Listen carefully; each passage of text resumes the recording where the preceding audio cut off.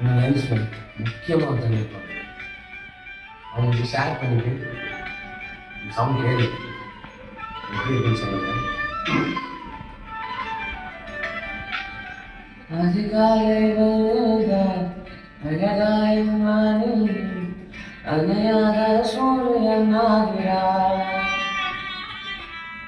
நெடுநேரம் காய்ந்து கதகதப்பு தந்தவுடன் நிலவானது மாறி நிற்கிறார்.